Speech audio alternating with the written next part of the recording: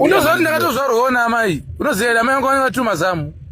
Kusangana watuta zvekare muri Zimbabwe pano paZesty News pano patichange tichimhanya nemanews updates ezvinhu zvakasiyana-siyana zvichange zvichiitika muno munyika yedu Zimbabwe. So kana vari mutsva kusubscribe maara and turn on the notification bell so that patinodzoka nemamwe manews updates uchange uchingozvionera. Dikani ndakubatsirai nyaya yangwere uyo anga achicomplaina panyaya dzake dzekuwanda mutoilet azopedzisira akudza vanhu shit. So muri Zimbabwe ndachikumbira mutaure zvaunofunga mucomment section below. Ndichatanga ndakuisira video pasi wotudzawo mafungiro ako. Kana vari mutsva subscribe and turn on the notification. Much love. Enjoy this video.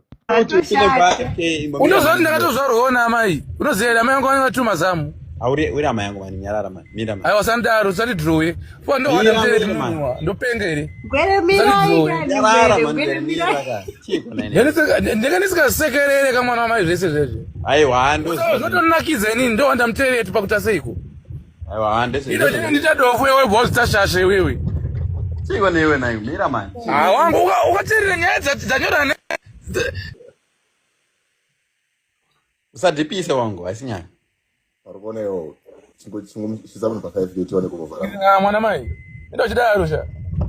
Ini ndichanakwirira isinyaya iyoyo ndakwirira kuti. Aiwa uzokukwira kwamwe ndikukwira ndikwirwe. Sorry. Ndandikwirwe. Sorry chamai. Sorry ako. Andakwira wewe. Autombosiri friendly. Autombosiri aufira kana remote kana autombosiri munoti andajompunguti.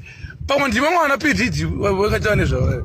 Mwana zvotosvika ikoko naye mchina ine. Aiwa wazvinyanya wangu. Zvemutereti. Hakuna joka yakadaro. Sorry zvako. Sorry zvako. Tendera kuti ichatanga mamisirwa vanhu nyaya yo 1-1. Vanhu vadatora zina basa. Unotora joko panyaya iri pa real life. Usati daro. Mira man. Indakwirira ndikupinda 5k chakwete kuti ndi. Chindi paka 5k usabaruti ndakudzo tisantora nyaya dzemtereti. Ana ndicho joke about my life. Waiza mwana wanga. Uri yapera. Nyaya ndifarire inotondirwadza usandaro. Waiza. Awa sorako. Don't be emotional. Very sorry. Loud. Usatke.